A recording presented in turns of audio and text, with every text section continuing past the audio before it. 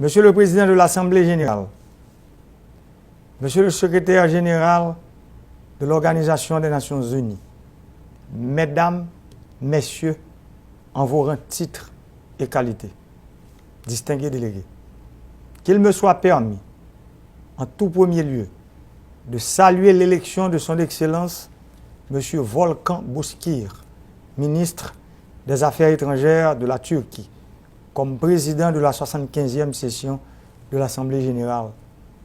Ce vote unanime est un témoignage de reconnaissance et un gage de succès des travaux de cette session ordinaire de l'Assemblée générale. Je salue également le travail remarquable de son Excellence l'ambassadeur Tijani Mohamed Bande, qui a conduit les travaux de la 74e session avec une grande dextérité, malgré les difficultés liées à la pandémie du coronavirus. Je voudrais par la même occasion féliciter le secrétaire général, M. Antonio Guterres, pour les initiatives courageuses et ambitieuses visant à renforcer l'efficacité et l'efficience du système des Nations Unies dans la perspective du bien commun de notre planète.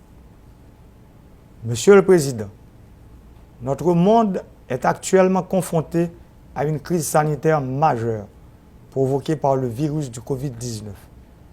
Ces conséquences multidimensionnelles, auxquelles s'ajoutent de nouveaux conflits et des guerres asymétriques, le terrorisme et l'extrémisme violent, les inégalités socio-économiques à l'échelle mondiale et les changements climatiques doivent nous interpeller également. Aujourd'hui, plus que jamais, nous avons besoin d'un système multilatéral plus solidaire et plus efficace. Un système qui permettra aux États membres de l'organisation de développer des stratégies en vue de relever les défis pour atteindre la vision holistique d'un avenir meilleur pour tous. Ce, conformément à la déclaration de ce sommet des Nations Unies sur l'avenir que nous voulons. Monsieur le Président, ce n'est pas un hasard si l'élimination de la pauvreté sous toutes ses formes et partout dans le monde constitue l'objectif numéro 1 du programme de développement à l'horizon 2030. Il est malheureux de constater que les efforts déployés au niveau mondial pour la mise en œuvre de cet objectif central sont loin d'être à la hauteur des besoins réels. Aujourd'hui encore, un fort pourcentage de la population mondiale souffre de la pauvreté et de la faim. Nous ne parviendrons pas à inverser la tendance sans une vaste mobilisation de ressources financières. Le décalage est encore saisissant entre les engagements que nous avons pris et les actions en cours pour éliminer la pauvreté dans le monde. Haïti a eu plusieurs milliards de dollars américains d'aide de la communauté internationale pendant ces 10 dernières années. Les conditions de vie des Haïtiens ne se sont pourtant pas améliorées. Les milliards de dollars dépensés n'ont souvent pas tenu compte de nos priorités, de nos besoins, ni même de notre stratégie de lutte contre la pauvreté. Dans une perspective de développement durable, nous appelons les bailleurs de fonds de tous les pays amis à réaliser une analyse critique de l'aide internationale à Haïti afin d'évaluer son efficacité.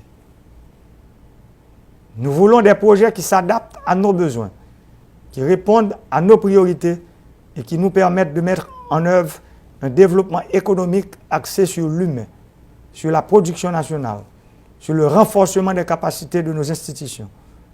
Nous voulons des projets qui ont un impact positif sur la pauvreté et qui intègrent les enjeux sociaux et environnementaux du pays.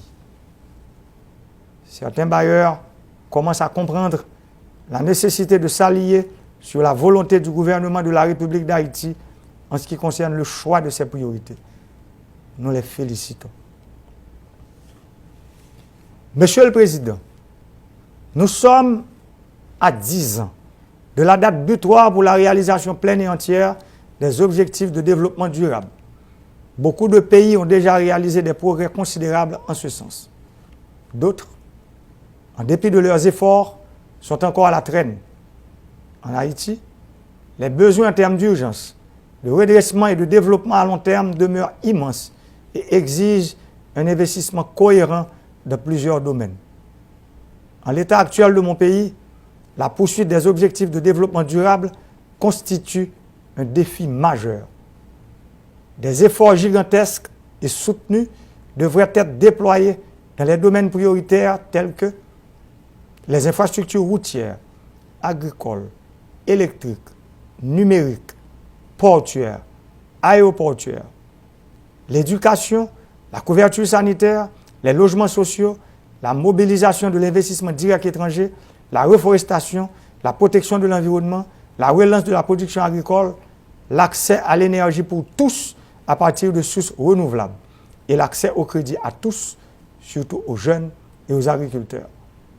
Monsieur le Président, j'ai pleinement conscience de la responsabilité qui est mienne de veiller à l'établissement des conditions essentielles pour garantir la sécurité, la paix, la stabilité et le développement à long terme d'Haïti.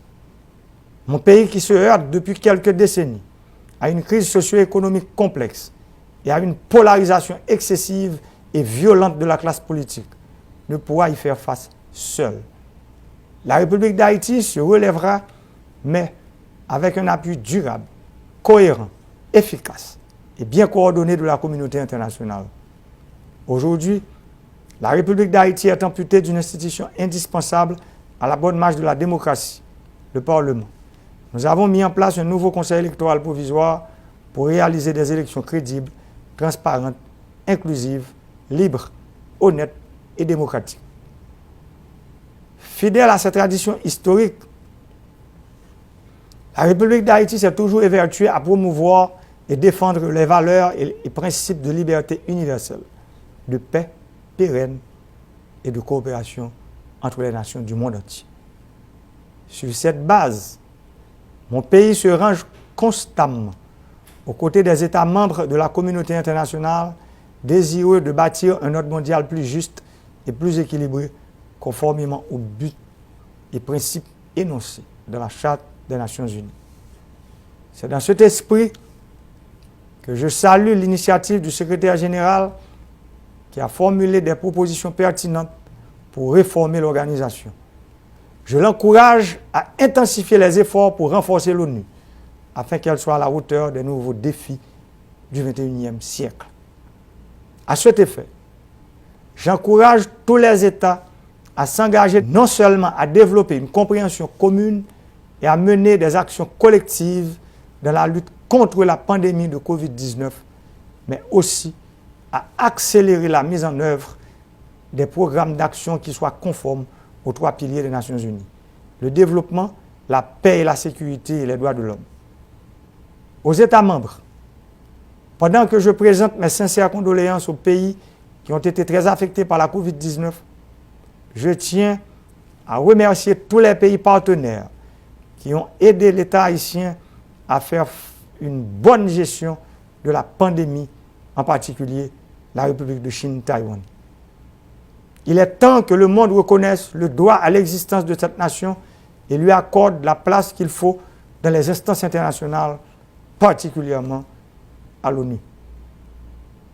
Pour conclure, Monsieur le Président, je voudrais en cette occasion exceptionnelle inviter l'Assemblée des États membres à réfléchir et méditer sur cette affirmation lapidaire, mais combien cruciale pour l'avenir de la paix, du développement et de la sécurité dans le monde, de Wilfred Jenks. Le choix est simple, mais brutal. Ou bien nous vivons ensemble, ou bien nous périrons ensemble. Je vous remercie.